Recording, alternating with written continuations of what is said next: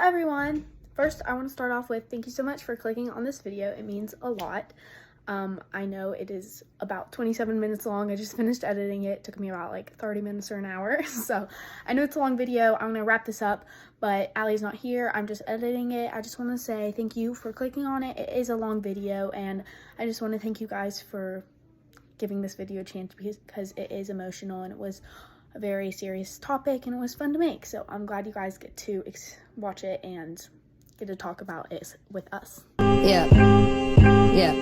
The world is so small till it ain't. Hello everyone, it is Ellie and Allie, and today we are talking about a serious topic. Our relationship with God is the main focus in this video. We also will be talking about mental health, maturity, stuff like that. So there will be some like very big trigger warnings. So if you are sensitive to mental health, self-harm, suicide, that type of stuff, I would scroll off. If you just if learning about this stuff isn't your mojo, then scroll off. But we would love for you guys to stay and listen to our relationship with God, and and if you're far away from God, we would like you to stay. We recommend you to stay because there are some things that we will be talking about that could help you with that.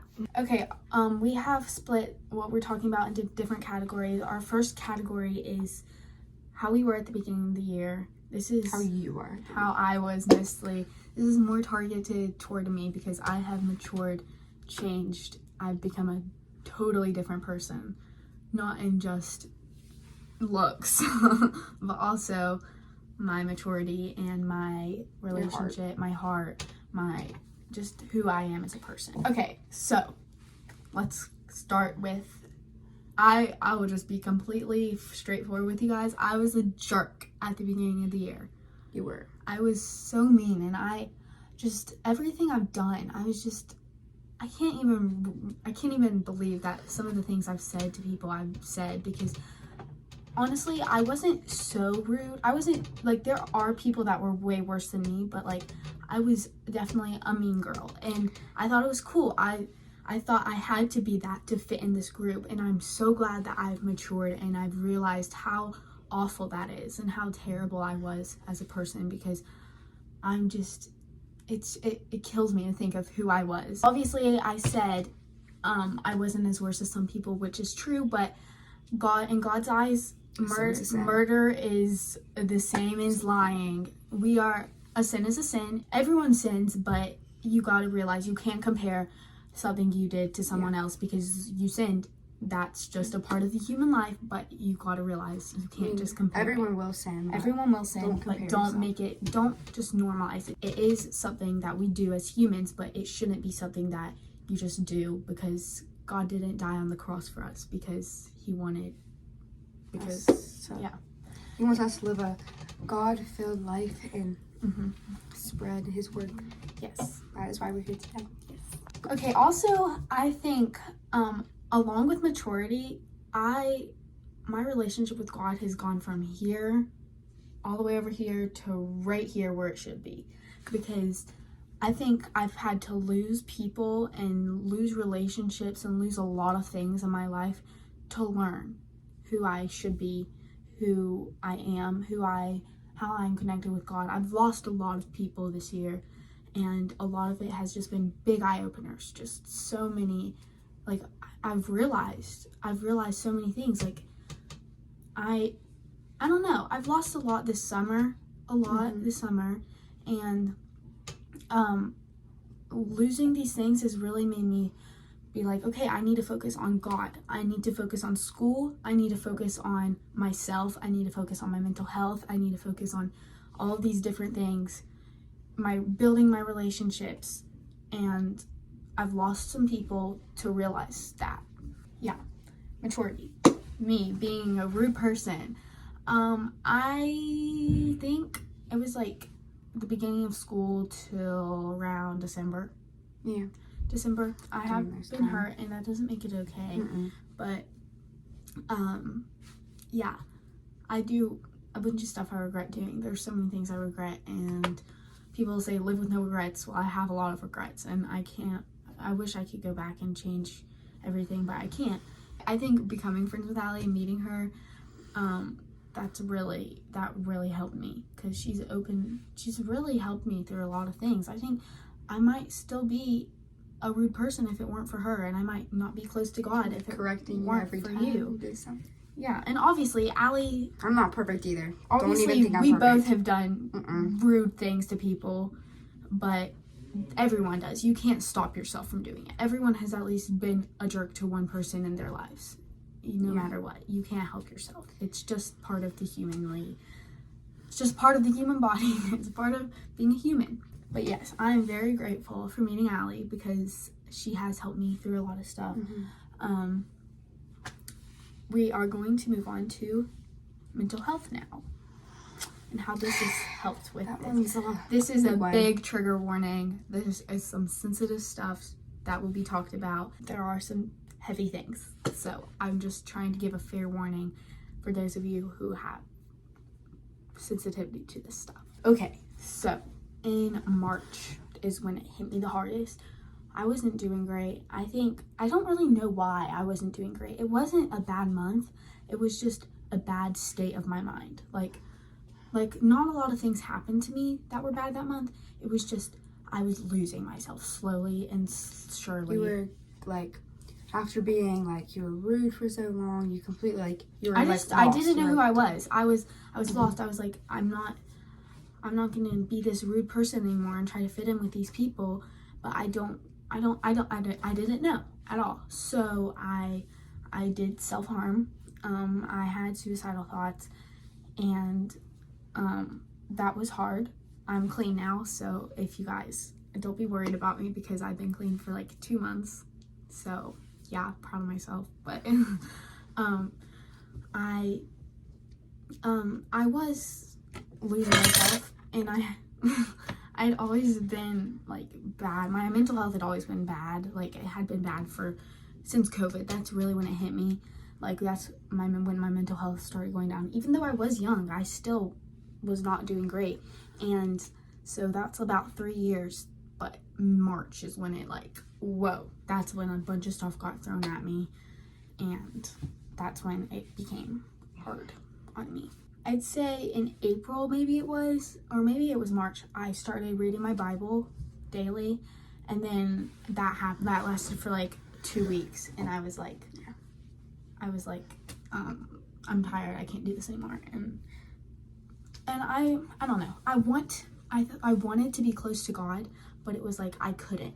No matter what I did, I just thought it was like a job too. Yeah, I did. I thought it was a job, and I was like, there was other things that I thought were more important, which obviously they weren't, but I just didn't focus on that. I focused on other things. I'm going to show one of my favorite verses on my back screen. It's Isaiah 60:22. When the time is right, I, the Lord, will make it happen. So a lot of things, like I'm going to relate to Ellie, did not go her way, and she was upset and got a lot of things she wasn't having it. But just remember, everything happens for a reason, and if it's not your reasoning, it's God's reasoning, and it'll all come out one day. You're never gonna stay stuck. You're gonna make your way out. I do think, obviously, this is not an excuse for being a jerk. This year was very tough for me. It was a very hard year. I don't know. It was a very hard year for me, and it was not a fun year. It was tough. So obviously that's not an excuse, but that did impact how I was as a person at the beginning of the year. I'm talking about at the beginning of the school year. Anyways, moving on. June. June was a tough month. I was in Hawaii. At the end of the month, there'd be days where I was so sad, and then the next day I'd be so happy with my life. I don't know. I was very happy sometimes, and I was very sad sometimes. And then in July, me and my boyfriend broke up of 5 months, which it was a big deal to me. He did really help me with a lot of things. He didn't know he did, but he did help me with my mental health, and I'm glad he was there. And even though it's over, I still respect him, and he's still a great person, and I hope we can still be friends. But yeah, that's just how things are. Yeah, I hope he does know that he did help me with a lot. He might not know it, but he did help me with a lot, and that really impacted me. That was a big eye-opener. I was like, okay, this is when I can get close to God. I don't have anything holding me back anymore. This is my big eye-opener. I know what I can do now. Like, yeah. And this was July 3rd. We broke up July 3rd. Yes. And ever since then, I've really been becoming a better person. I used to say bad words all the time because I thought it was cool. I'd correct you every time, but yeah. you never stop. Yeah, and I haven't said a bad word in like 3 weeks, 2 or 3 weeks, which might sound like, oh, really? That's not that big of a deal. But it is a big deal to me because I'm slowly but surely changing as a person. I'm very proud of myself, and I know God is probably proud of me because he has. I think in this time that I've really said, okay, this is when I'm committing to God, I think he's made life better. I think he really has changed a lot of things for me. And I've started praying more, and I've started just really talking to God more and knowing he was there. I've listened to more worship music. I'm not going to say I haven't been reading my Bible. I want to read my Bible. I'm going to try to start getting into that, but there just have been things that, like, I want to do better and that I'm trying to do better. And there'll always be those things that you tell yourself you need to do better. But it's going to take time, and God will know when the time's right. Yes. So just lay forth all anxiety and problems, and just know that it will all be better eventually. And he's never just going to leave you. He's always there. Even if you feel like he's not here, because I know here. a lot of times I felt like God was not there, that he wasn't watching over me, that he was not there for me, but he was there. And just because God took the guy that I was dating out of my life, I was very confused. And now I'm like, okay, I'm starting to realize, because I'm becoming a better person. Maybe that's why. Maybe that's what I needed. And I wish that wasn't what had to happen, but it did happen. And now I can focus more on myself. And maybe in the future something can happen, but right now it's me and myself and I and Allie and God. So, we are going to read you guys some Bible verses that are going to help. I think we're going to start doing more serious talks like this because they are really fun to, like, just start talking with you guys and really get real. Get real with Ellie and Allie. That could be our title. Yes. Get real with Ellie and Allie. That'd be great. Okay. Discussing our faith. But these are some Bible verses for you guys. I thought we'd just do a Bible verse session. We're going to put them up on the screen, and Allie's going to read them. Okay, this verse is Philippians 4, 6, and 7. Do not be anxious about anything, but in every situation, by prayer and petition with thanksgiving, present your requests to God. This is basically telling you that even if you're anxious, you're having anxiety issues, just present it to God, and he will make Ask God. it happen. If you are struggling, reach out to God. And you may not feel like he's doing it, but if he thinks it's not right for you, it's not going to happen. Listen, guys, I know how difficult it is, but there's God, and like that, it's hard to believe. It's crazy. It's so hard to believe, but he's there. He's listening, and he's holding your hand all if the way. He needs if you need anything off your chest, talk to God, because he is there, and he is there ready to listen, and he will help. Yeah, God is always there with you, but you have to take the step to talk to him, and he will respond. You might not be able to feel or see him, but you can feel him. I can feel God. I can feel him, and I know the he's Holy there. Spirit. You can feel him. Yeah. This is 1 Peter 5:7. Cast all your anxiety on him because he cares for you. That's again saying that any anxiety, any worry, stress, just give it to him, and he will. Maybe slowly, but maybe fast. Who knows? He might not even change it right then. It might take him a couple months, but maybe years. Everything happens for a reason. Everything happens for a reason. And someday, I hope that everyone realizes this in this time and age, that we really need to grow closer to God, because God is coming back. This year eventually. this time and age is a messy. It's a messy world out It's there. a messy world. So But all we can do is talk to God. All we can do is have God there. And as much as me and Ellie, pastors, missionaries, and people talk about God, we're not gonna save you. Mm-hmm. You have to do it yourself. You have to reach out to God. We can tell you about Him, but just listening to us can't make you saved. You have to take the And step. listen, another thing, guys, I have been saved, but I have not been baptized yet. My sister has been, and she's 8 years old. She is way younger than I am, but I want to be all the way with God before I get baptized. I don't want to just get baptized just because I need to have that. Yeah.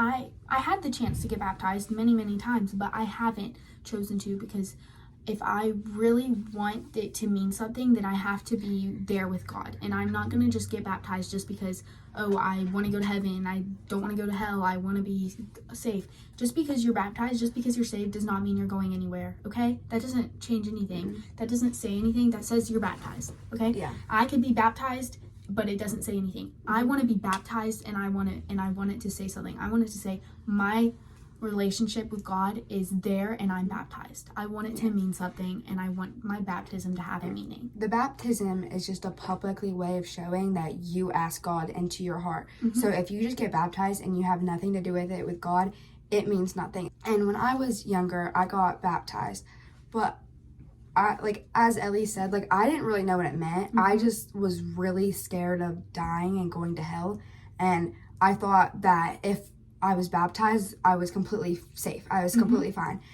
But, I told everyone, I asked God into my heart, and I thought I did, but I didn't even know what it meant. And I realized that I asked God into my heart more recently, and I'm going to ask my parents to get rebaptized, because the first time, it meant nothing to me. Exactly. And it meant nothing. You really have to think, am I just getting baptized because I want to be guaranteed in heaven, or am I getting baptized because I love God and He's in my heart? There's two different types of things. It's the same thing, but it's totally different. Mm-hmm. There's two different ways that you can have that happen. So if you do want to get baptized, totally reach out to your pastor, to your church, to anyone really. And but you do have to realize that if you're going to get saved, if you're going to get baptized, there has to be a meaning to it, or it's not special. It's just another thing to say to the public. This is probably the closest I've been to God in a long time. I went to a private school where they taught every day, and I know a lot of things about God, but I didn't truly know Him. I know them in my head, but I don't know them by heart. Yeah. And that's what we need. Mm-hmm. You can know a Bible verse. You can know the whole Bible word for word, but that doesn't mean that it means something. I know a lot of people, I will say probably at least every one of you watching this has memorized an entire song. If you can memorize an entire song, I don't think an excuse is not being able to memorize a Bible verse. If you can remember a whole rap song, any type of genre of song, you can remember a Bible verse. And that's what a lot of people excuses are. I can't remember this. I don't understand this. Well, reach out to someone that can help you understand it, and just try. All you have to do is try, and God will help you the rest of the way. Let's say your friend knows a longer Bible verse than you, but you know a shorter one. That doesn't mean anything. Mm-hmm. If they might not even understand what it means. If you understand what it means, that's the whole entire purpose. Mm-hmm. When I do a group thing and we talk about a Bible verse, I could think something that one person didn't think, or they could think something I didn't think, and it opens your eyes to see more that God has put in other people's hearts that you can share as a group. So you should get a youth group is a really good place to share, or just get a group of friends together. Youth groups are awesome ideas. That has helped a lot of people. I used to be in a youth group. I'm not in one anymore because just for friend reasons. Because of a friend, I don't go to that youth group anymore, just for privacy reasons. But youth groups are really fun. The one I went to was so fun. It's a big community. It's a really fun place. So I definitely recommend youth groups, or even just getting together with some of your close friends and doing that. And if you're at church, take notes, because you can go back through those notes and you can read teach yourself, and God may open your eyes to see something you did not see the first time. And that is something that I've done recently, and it's helped. This is our last category: finding people who have a good impact on you. That's a big one. Friends. If you are surrounded by friends who are drinking, who are toxic, who are smoking or vaping or saying bad things, doing bad things, sneaking out of class, literally vandalizing, stealing, doing anything like that, that is not going to help you. No. I have Allie. Allie is an amazing friend. She has helped me through a bunch of stuff. She's an amazing Christian, and it's really good to surround yourself with people who are willing, or who have the same beliefs as you, who are willing to do what you do. And there's just like a really good example of it. Like, you as a Christian, you are iron, and if there's people who bring you down, they're the wood. Wood is going to dull the iron, so you're going to dull your Christianity. You're going to bring yourself down and bring them to them. But if you find iron and iron sharpens each other, which makes you guys more, you get to know God more, and it just makes your friendship so much better and so much less toxic. And if you're able, I can, like, talking about this with Allie, I know anytime I'm struggling with my faith, or there's something I need to talk about, I know I can go to her, and I know she can help me with it, and she can listen, because we both believe in God, we both are Christians, and we both are willing to help each other out with stuff. And, like, if someone tells you something serious that either they were talking to God about, or they are, like, struggling with, don't make fun of them, because like, I've told Ellie things that God has said to me, and she's just was there, she was listening, she, like, helped me and everything. But, like, people are not gonna want to open up to you if you're going to make a toxic environment. Yes, surround yourself with people who believe what you believe. Another thing that is, when you're dating someone, really think about what you're looking for in someone. They might be a nice person, but you really should know someone before you get with them, because they could be if you're a Christian, and they could, I don't know, being surrounded with people really impacts who you are. That's why I was so rude at the beginning of the year. I was surrounded by people who were not great people, and that changed me. It dulled you as a Christian. It dulled me. If you are trying to get closer with God, I highly recommend church camp, because I did that over the summer, and I did not really want to go, if I'm being totally honest, but it really, really helped me. And I came back, and Ellie didn't want to go, and she just came back from Hawaii, so she couldn't really go. I had just came back from Hawaii, so I was like, and I so tired. I told her everything that I learned, and it really, like, I would say it helped her too. Yeah, it has helped me, everything. Yeah. Just like that's also been another eye opener for me, and I definitely am gonna go next year to her church. Like, there was people at my church camp that came there as an atheist and came out loving God, and just that is a step that if you need to get closer to God, or you already know him, but you can always learn more about God. Yeah. He is always telling you new things. Yeah, and definitely reach out to people. And if you, like, grow up in a household that doesn't believe in God, but you feel that there is something there with God, you should take the step.